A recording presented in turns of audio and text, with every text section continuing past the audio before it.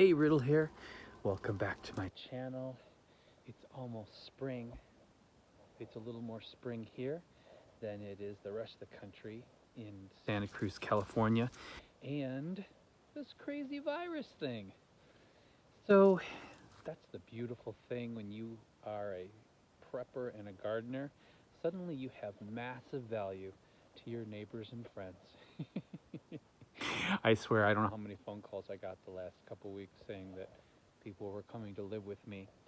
Sorry, can't help everybody, but I want to show you some garden things, some basic things that I've been working on that may help you to grow your own food and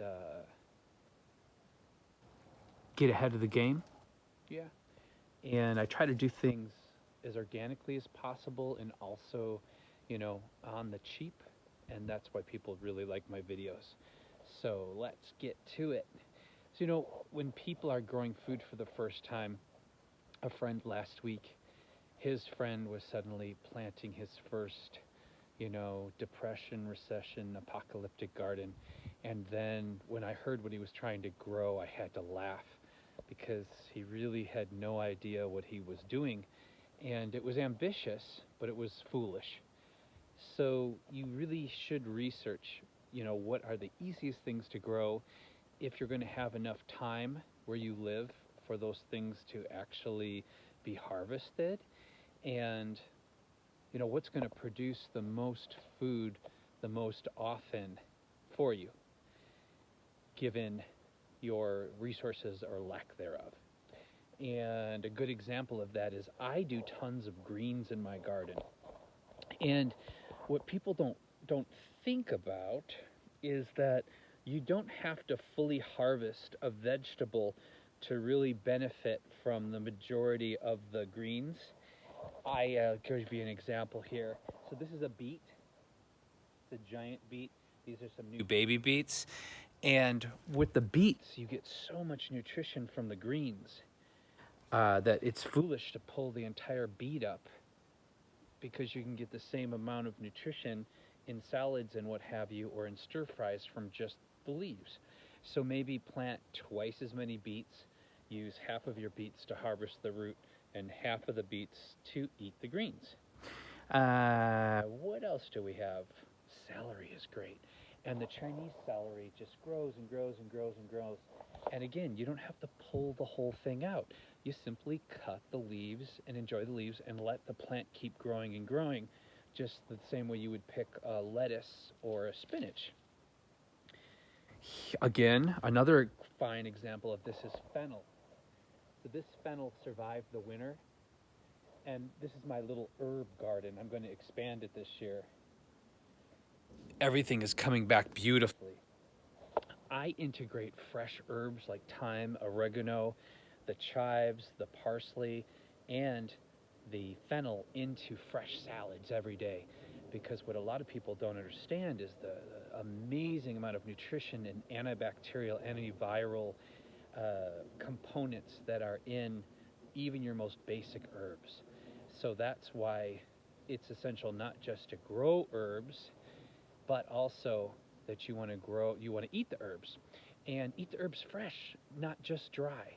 And don't let them go to waste. Get a dehydrator, create a dehydrator, because even if you don't use up all of your dehydrated herbs, they make an incredible gift. Have you seen the price of organic herbs?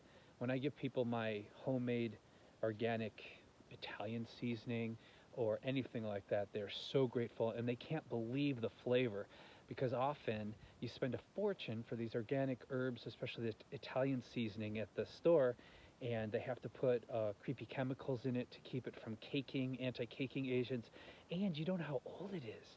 So the flavor is half of what it usually is if you grow it yourself, and the nutritional value has really been lowered because of how long it's been sitting on the shelf.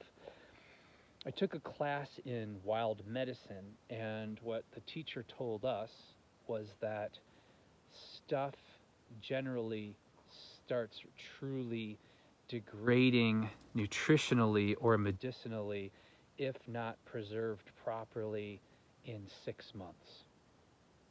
So there you go.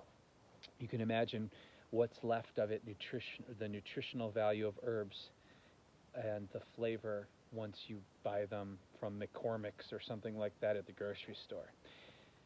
One of those things you definitely want to get growing are potatoes.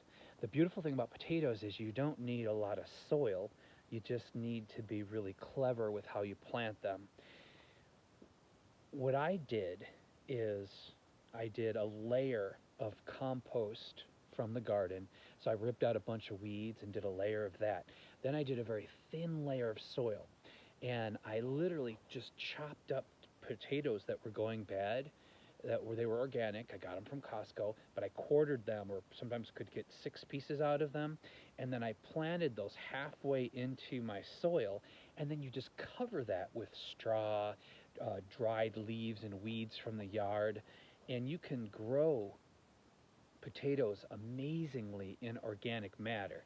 So this is the mess I got going on here, but see, this has only been a week, and these are all just pieces of potato that I chopped up, because right now people are charging a fortune for seeds, potato starts, and really all you need are the eyes of a potato that's already growing to grow a potato. Now these will get super, super tall, and that's where this bed is not the most practical, but what I'll probably do is I'm going to stack another board up around this, because what you can do with potatoes that's really wonderful is as they start getting taller, you can start filling in around the stems, and as you fill in around the stems, more potatoes grow out the sides. So I remember back in Ohio and in that part of the country, where people would be out on a farm and they didn't really care about the aesthetics of things, the more about the practicalities of growing things, is they would use big old truck tires.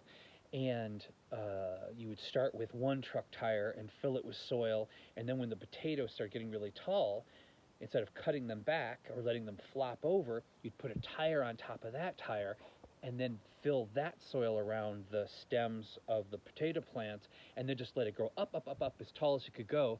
And then come November, you push that giant stack of tires over, and you'd have a shit ton of yearling potatoes versus just a handful if you just planted them in the ground and let the plant do what it was going to do without taking advantage of that, the nature of how a potato grows and produces. Does that make sense? Hope so.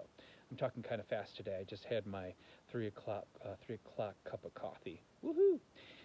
So, yeah, potatoes are amazing. Now, the one thing I do want to share with you about the potatoes, if you do that tire method, though, is that you want to use some sand in your soil, because if your soil holds too much moisture, or if you're using, like I said, the straw compost mix, you want to just make sure there's a lot of air and it's a lighter soil for potatoes, because potatoes will rot if they get, they get too much moisture for too long in the soil. And that's why that stacking method also works really well for potatoes. But if you don't have a lot of straw and compost, make sure you mix a decent amount of sand into your soil so it has good drainage and your potatoes don't rot. Okay, what else do we have going on here? Different way to grow herbs. So some herbs are very aggressive. And, like I said before, herbs are a great alternative as a medicine, as a flavoring, just to boost, the excitement value of salads and foods. But some herbs are really aggressive, and you will regret planting them in your garden. Another thing that's super aggressive once you plant it in the garden can be oregano. My God, I put some oregano in, and I literally was pulling it out by the fistful to get it out of my raised bed last week. Also, mint. If you've ever planted mint before, so I did this in a wine barrel, and this was my first little herb barrel before I, built the one over there at the end of the season. But look how this is filled in. And not only has this filled in like this, but it's sneaking out from underneath and trying to go out into the lawn now. So with herbs too, just like all the flowers in your garden, they're going to eventually want to bloom and do funky things, and you have to keep them trimmed. But take those trimmings and you dehydrate them, and you make yourself a beautiful, beautiful, beautiful, beautiful uh, organic tea. And when you get too much of that organic tea, then you share that with friends, and it makes a really great gift. People can't believe when they get a fresh, dehydrated mint tea, the difference in flavor from what they buy at the grocery store. People are so appreciative of those kind of gifts, those high quality um, organic things from your garden and from your hard work. Geez, what else do we got going on here? I guess I could show you more. So I had a ton of volunteers. Oh, that's what I need to show you. Okay, so what we've been doing with these raised beds here is I've been putting the weeds in the very bottom. See this? And then on top of that, I'll do a bunch of cardboard, dried leaves and crap from around the yard. So I'll fill this up 3/4 of the way with literally yard waste and organic garbage. And then I do, like 4 to 6 inches of soil on top of this. So that's what you see here. And even though it's really early and really still quite chilly here, you can see how well my lettuce seeds and radish seeds and different seeds are germinating. And do you know why that is? Well, because compost, when it's decomposing, it creates heat. So this is a great way. And if you live in a colder part of the country, if you covered this with some plastic, you could probably get ahead of your season by at least 3 to 6 weeks. A combination of doing this to create the heat from underneath the soil and covering it with plastic, because seeds actually germinate with the warmth of the ground, not with particular sunlight. They need that warmth in the soil more than they need a ton of sunlight. And this is a way to get that, to make that happen without having to use heating pads or wait till after Mother's Day when the coast is clear for frost and what have you. Kind of a cool tip, right? And this is a red lettuce seed that I saved because I bank my own seeds. 2 rows of that. This New Zealand spinach is amazing. Look for the seeds and do some research on it online. These are cuttings I took of the New Zealand spinach. It isn't a regular variety of spinach because I do terribly with that here. It's a vining spinach that grows year-round here, and it doesn't bolt, it doesn't burn out. I'm going to show you some of it growing over here because some of it I did a cutting over here, and it looks just amazing right now. And the flavor, not only is the flavor super rich, it almost has like a little tart flavor to it, almost like a little citrus flavor. But look how gorgeous this is. So this is what it will turn into eventually. And this is one plant, and this will vine out, and it gets giant. And it is delicious, cooked or fresh, blah, blah, blue, blah, blue. So here's a bed. That's another thing. Horseradish is amazing. Fresh horseradish is so delicious, and it's so different from the crap you buy at the grocery store. But the problem with horseradish is it takes over. It's super aggressive, worse than dandelions, it's as bad as mint. So I have my horseradish all contained in this bed, but because it doesn't get super leafy, it's much more of like a giant dandelion root. What I did is I plant the perimeter of this pyramid of sticks with my peas and my cucumbers to grow over it, and then inside I've got my, all throughout this, I have my horseradish growing. And what I do at the end of the season when I do my canning is I rip those roots out and wash them and grind them up, and I can X amount of fresh crushed horseradish, and it's amazing. You just add a little vinegar, a little bit of sugar, a little bit of salt. That's all you need. Boil the hell out of it, get it in the closet, again, a wonderful gift, and it makes the best cocktail sauce you can't imagine. Or on a really good cut of meat. Oy, oy, oy, so good. What else we got today? Strawberries. Oh my gosh. Here's some advice for you. So I bought 5 varieties of strawberries, and I kind of struggle with the strawberries here because if you look around, I'm surrounded by redwood trees. So I don't get, I get just enough sun, but I tried 5 different varieties to see which one would do best here, and I tried to go for the ever-bearing varieties, so I'd have strawberries all season. So here's the trick with strawberries. The first year I planted them, they were just kind of pithy, and I planted them underneath my fruit trees in places that I watered every day, so that way I was, you know, hitting 2 birds with 1 stone. I didn't have to dedicate water to them in one area and then water to the trees somewhere else. And they seem really happy under the trees, but they went from literally just a dozen strawberries to hundreds of them, maybe thousands of them at this point, and they're just spreading, spreading, spreading like weeds everywhere. See all the strawberries here? And flowering like crazy too. So I think if I can get to them before the slugs or birds do this year, I'm going to have an amazing crop of strawberries. But here's one of the tricks with strawberries, because I'm actually sharing these for free with my friends and neighbors now. When a strawberry is kind of like a spider plant, the house plant, a spider plant, they send off these tendrils. And then at the end of the tendrils into the strawberry plant, and then that plant makes a root, and then that shoots out into another strawberry. If you want really nice quality strawberries, you have to cut this umbilical cord. See that? You have to cut that from the main plant to the next plant. So that plant's not draining the energy from that plant, and it's independent to get its own nutrition and make its own berries.